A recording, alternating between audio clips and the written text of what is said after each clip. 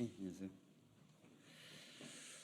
안녕하십니까. 저희들은 더불어민주당 의료대란대책특위위원들입니다. 오늘 이 자리에서는 오늘 여당과 정부 그리고 대통령실에서 의료대란 관련돼서 밝힌 입장에 대한 저희 특위의 입장을 밝히기 위한 기자회견을 하려고 합니다.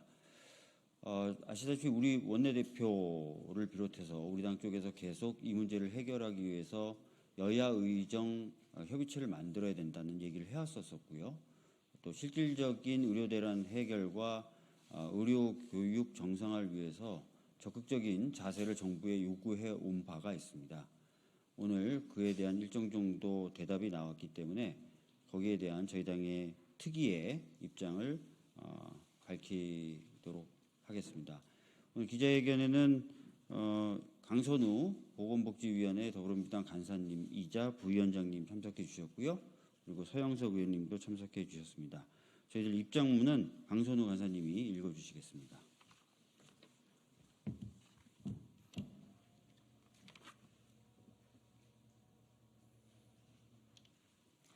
지금부터 더불어민주당 의료대란 대책특위 기자회견 입장문을 낭독하도록 하겠습니다.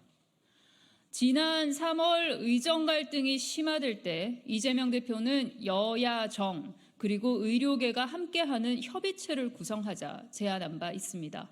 정부와 여당이 이 제안에 대해 6개월이 지난 오늘에서야 답변을 내놨습니다.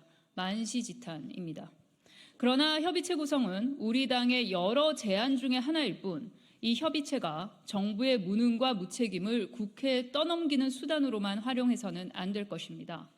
그동안 정부와 여당은 2,000명이라는 무리한 정원 규모를 설정해 밀어붙이고 독선적이고 폭력적인 태도로 의료 현장의 반발을 키우고 의료 공백을 메울 마땅한 대책도 내놓지 못한 채 갈등만 부추겼습니다. 게다가 응급의료 현장에서 절규하는 국민들의 목소리는 외면해왔던 정부가 아직도 제대로 현실을 인식하지 못한 채 당정 갈등에만 매몰되어 있는 모습을 보면서 국민들은 실망과 분노를 넘어 공포와 절망을 느껴왔습니다. 국민의 생명과 안전을 심각하게 위협하는 의료대란을 야기한 책임은 명백히 정부에 있음을 분명히 밝힙니다.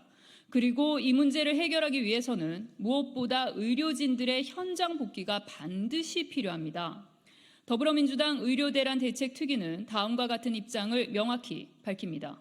첫째, 의료진들의 현장 복귀와 의대 교육의 정상화를 위해서는 26년 정원 재검토에 국한하지 아니하고 정원 규모의 과학적 추계와 증원 방식을 포함한 보다 폭넓은 논의가 필요합니다.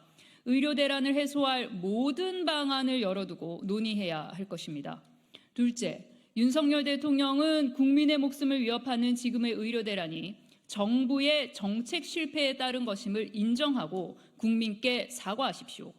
또한 졸속 정책 추진으로 의료대란을 초래한 조규용 장관, 박민수 차관 등 책임자들에 대한 문책과 경질을 요구합니다. 다시 한번 민주당 의료대란 대책특위의 입장을 명확히 밝혀드리는 바이며 이에 대한 정부와 여당의 전향적인 입장 표명을 촉구합니다. 2024년 9월 6일 더불어민주당 의료대란 대책특위 1동 이상입니다. 고맙습니다.